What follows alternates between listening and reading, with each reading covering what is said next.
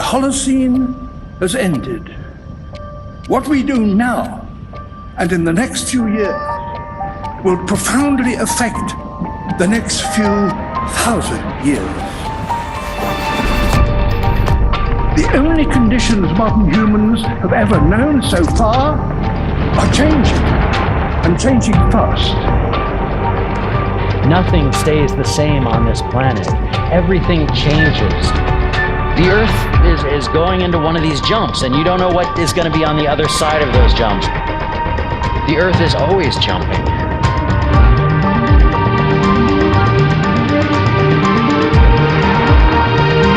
Things move on this planet. Things are not still. Everything is turning.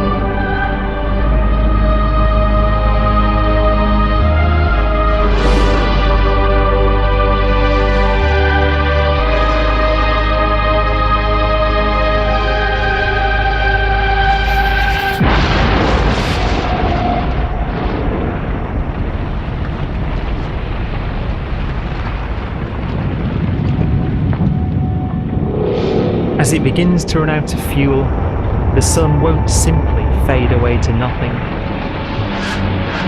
Its core will collapse, and the extra heat this generates will cause its outer layers to expand.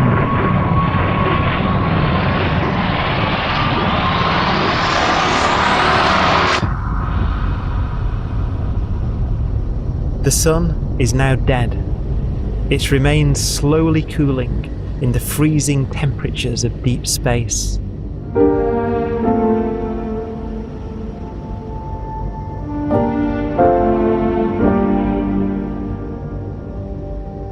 The fate of the sun is the same as for all stars. One day, they must all eventually die, and the cosmos will be plunged into eternal night. All stars eventually will run out of fuel. The temperature of the universe drops. The stars, one by one, in the night sky, will turn off. And there'll be no more new stars created. And so that the universe will end not with a bang, but with a whimper. And not in fire, but in ice.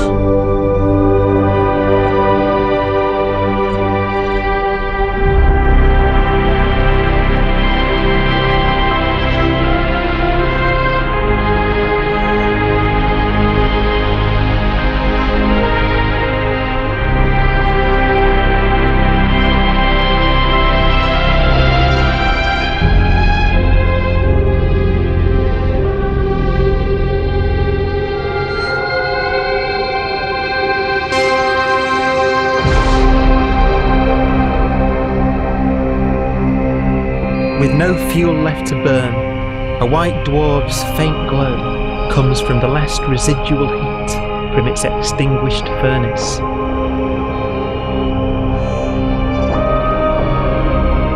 Looking at it from where the Earth is now, it would only generate the same amount of light as the full moon on a clear night.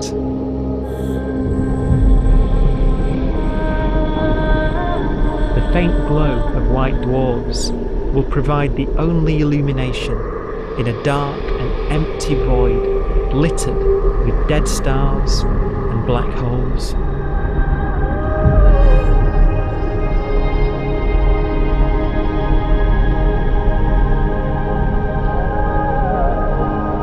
ways, it's kind of a ghost universe. It's the corpses, the zombie stars, that will take us into the future.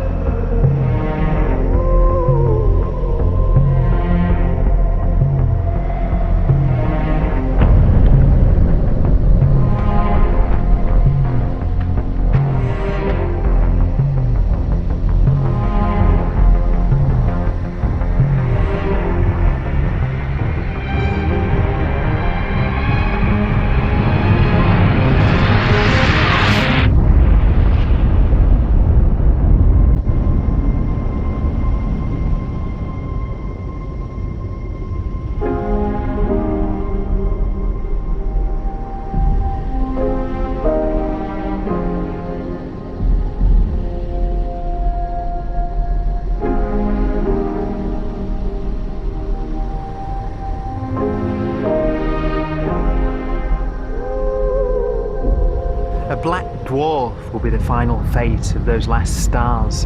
White dwarfs that have become so cold that they barely emit any more heat or light. Black dwarfs are dark, dense, decaying balls of degenerate matter. Little more than the ashes of stars. Their constituent atoms are so severely crushed that black dwarfs are 1,000,000 times denser than our sun.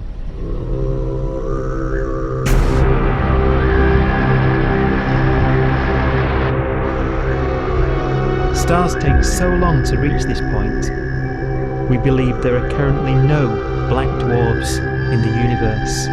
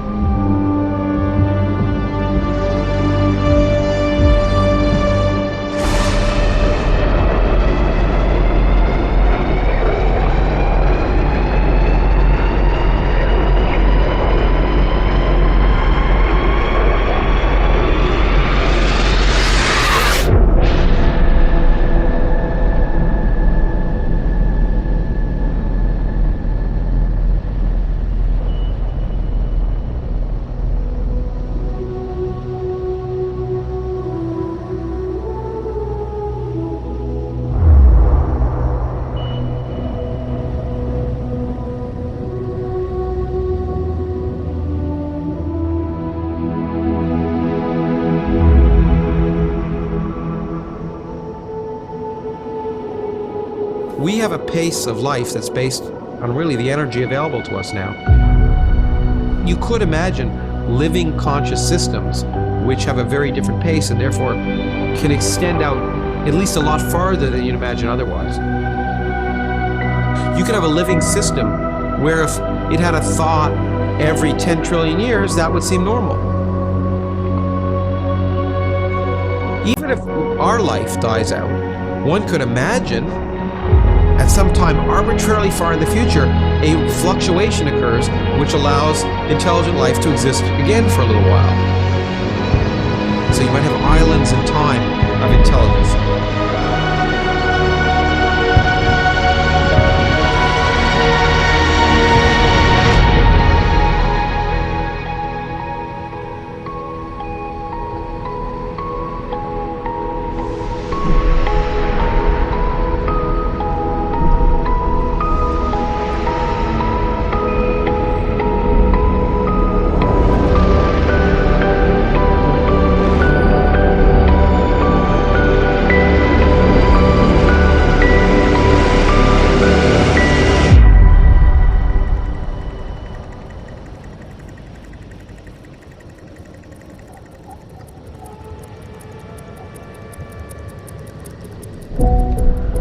A proton, one of the fundamental building blocks of atomic matter, what makes us up, can just spontaneously fall apart. Any material that evades the pull of a black hole eventually dies away as its protons disintegrate.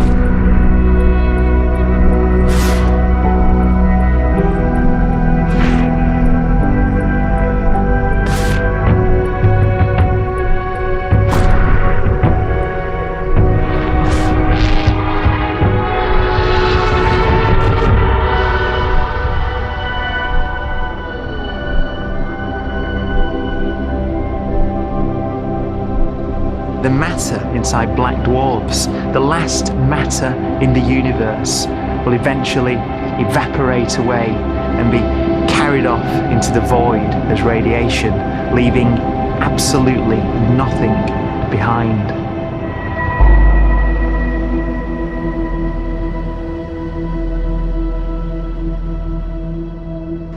With the black dwarfs gone, there won't be a single atom of matter left.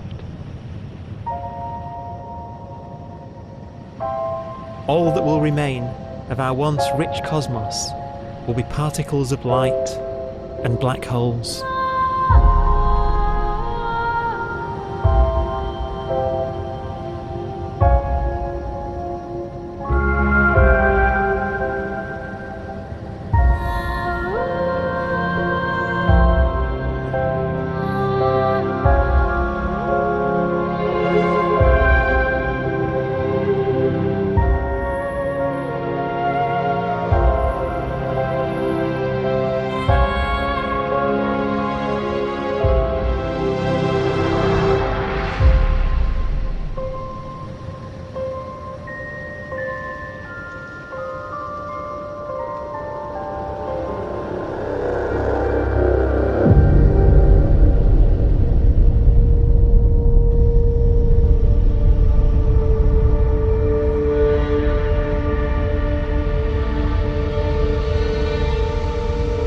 The arrow of time creates a bright window in the universe's adolescence, during which life is possible. But it's a window that doesn't stay open for long. As a fraction of the lifespan of the universe, as measured from its beginning to the evaporation of the last black hole, life, as we know it, is only possible for 1,000th of a billion billionth billion billion billionth billion billion billionth of a percent.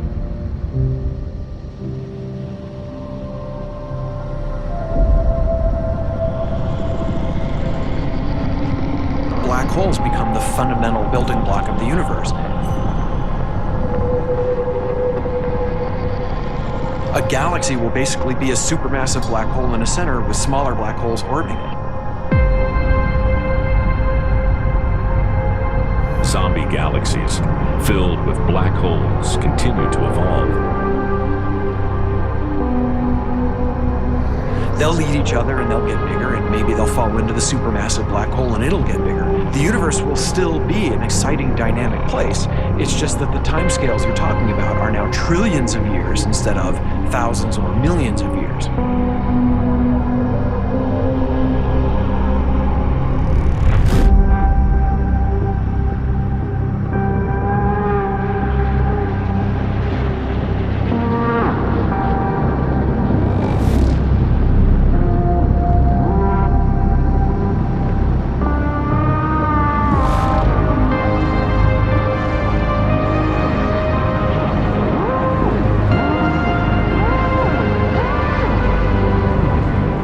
Black holes can bang on space-time like mallets on a drum.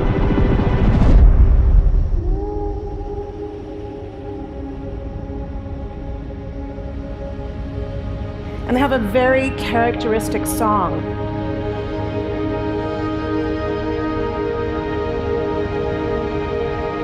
Imagine two black holes that have lived a long life together. At the end of their lives, they're going around each other, crossing thousands of kilometers in a fraction of a second. As they do so, they leave behind in their wake a ringing of space, an actual wave on space-time.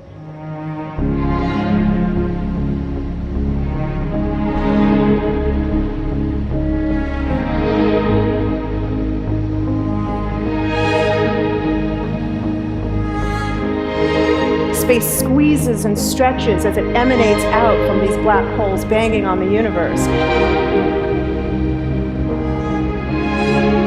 Those are the gravitational waves. They are literally the sounds of space ringing. And they will travel out from these black holes at the speed of light as they ring down and coalesce to one spinning, quiet black hole.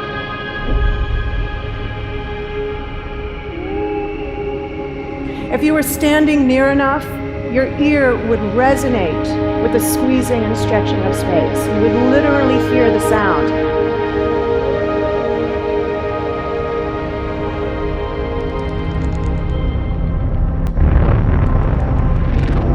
Imagine a lighter black hole falling into a very heavy black hole. The sound you're hearing is a light black hole banging on space each time it gets close.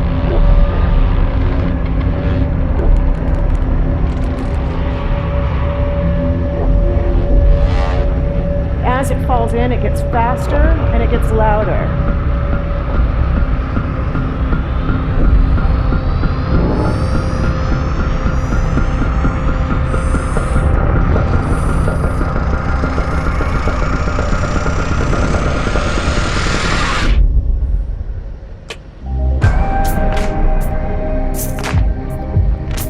Scientists used to think black holes were immortal, but even these will one day die. Now we're talking about timescales of unimaginable length, quadrillions of years into the future. On that timescale, even the black holes begin to evaporate.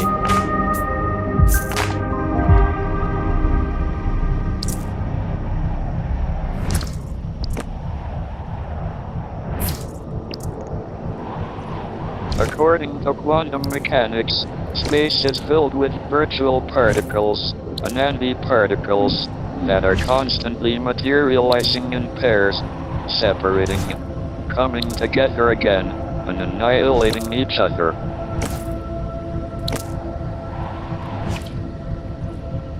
In the presence of a black hole, one member of a pair of virtual particles may fall into the hole, leaving the other member without a partner with which to annihilate.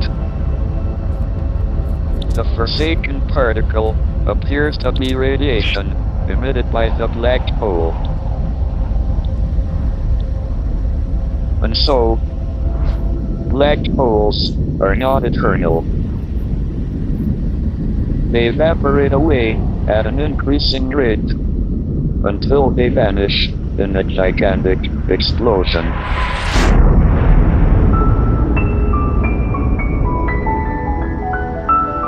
Quantum mechanics has allowed particles and radiation to escape from the ultimate prison, a black hole.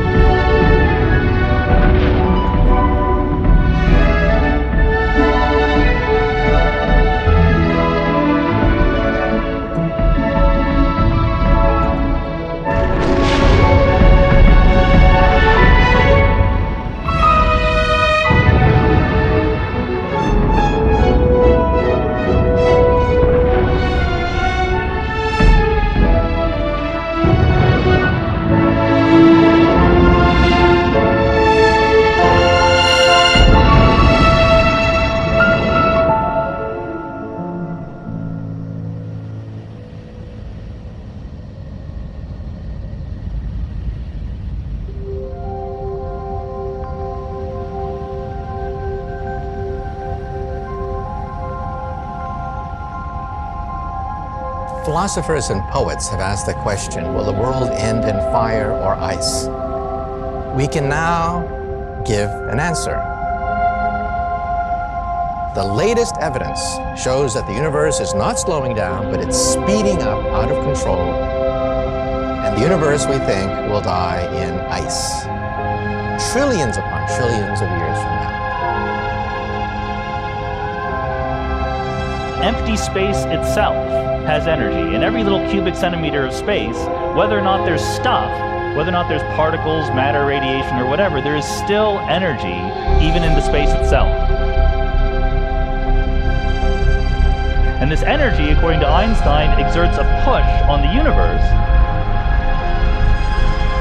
What is the weird stuff that's accelerating the universe? We call it dark energy.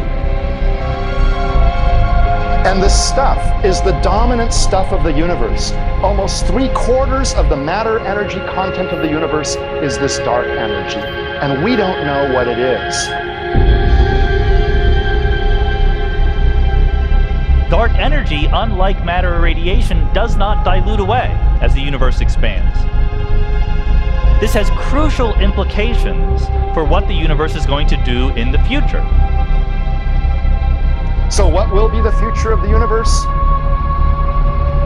Well, if the dark energy remains dominant and repulsive, the universe will expand forever.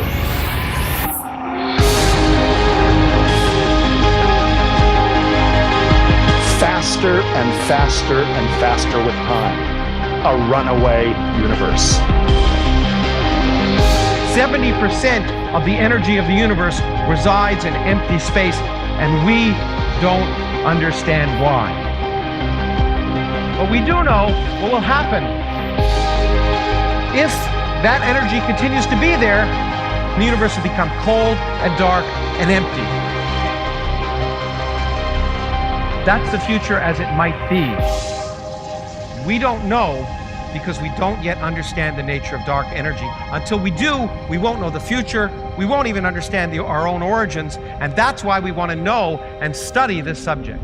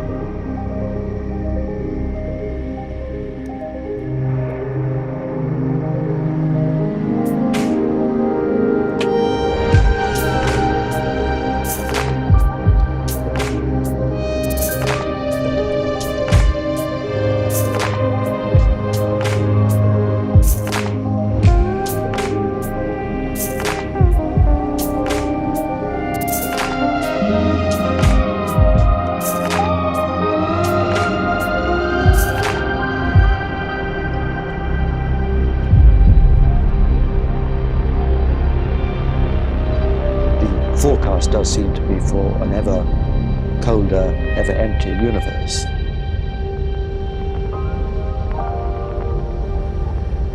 But then, of course, we have to ask, could that end lead to a new beginning? And there are ideas whereby what actually is the end of our universe could in some sense be linked to the beginning of a new one.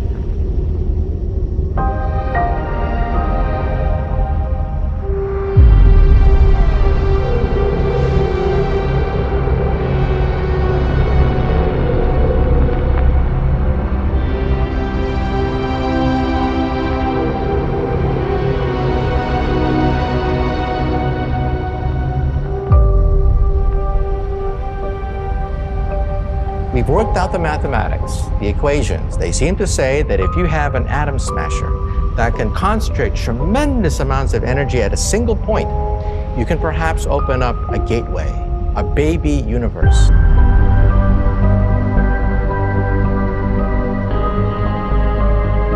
Facing the death of everything there is, this perhaps is their only possibility of escape.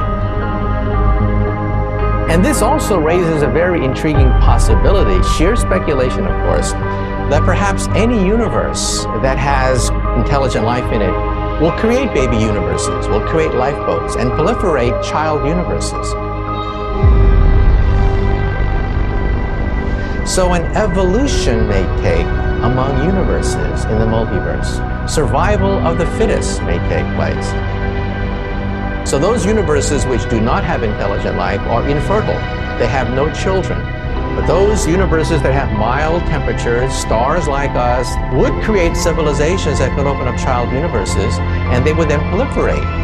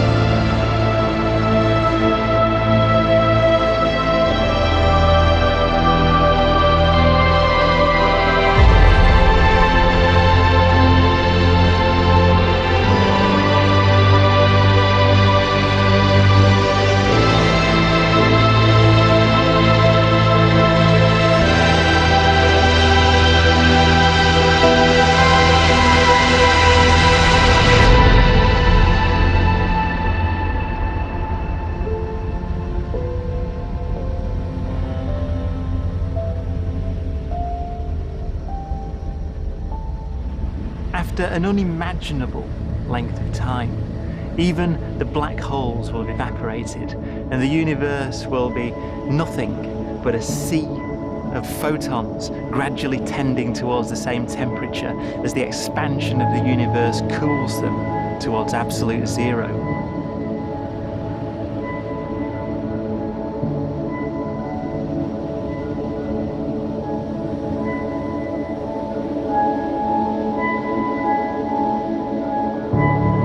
Once the very last remnants of the very last stars have finally decayed away to nothing, and everything reaches the same temperature, the story of the universe finally comes to an end.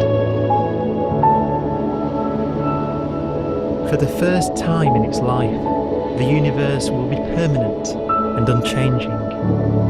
Entropy finally stops increasing because the cosmos cannot get any more disordered. Nothing happens, and it keeps not happening forever.